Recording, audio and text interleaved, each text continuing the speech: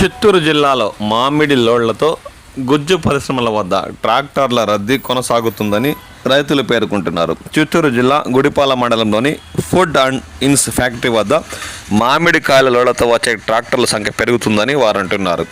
దీంతో అన్లోడింగ్ చేయడానికి 3 రోజుల సమయం పడుతుందని వారు పేర్కొన్నారు. ఫ్యాక్టరీ యజమానులు క్యూ పద్ధతిని అమలు చేసిన అన్లోడింగ్కి ఇబ్బందులు పడుతున్నట్లు వారు ఆవేదన వ్యక్తం చేస్తున్నారు. దీంతో తహసీల్దార్ శ్రీనివాసులు, ఎస్ఐ రామ్మోహన్ ఫ్యాక్టరీ యాజమాన్యులతో చర్చించి టోకన్ల ద్వారా రోజుకు 60 నుంచి 100 ట్రాక్టర్లు లోపలికి పంపించి అన్లోడింగ్ చేసే విధానాన్ని ప్రవేశపెట్టారని, అయినా ఇక్కడ టన్నుకి 6,000 చెల్లిస్తుండడంతో ఈ బయట ప్రాంతాల నుండి కూడా మామిడి లోళ్లతో ట్రాక్టర్లు ఇక్కడ వస్తున్నట్లు రైతులు పేర్కొంటున్నారు. దీంతో గుడిపాల పరిసర ప్రాంతాల్లో ఉన్న ఈ మామిడి ఫ్యాక్టరీ వద్ద రహదారి పక్కన ట్రాక్టర్లు క్యూ కట్టాయని వారు పేర్కొంటున్నారు. దీంతో ఈ ప్రాంతం రద్దీగా మారిందని వారు ఈ సందర్భంగా అన్నారు.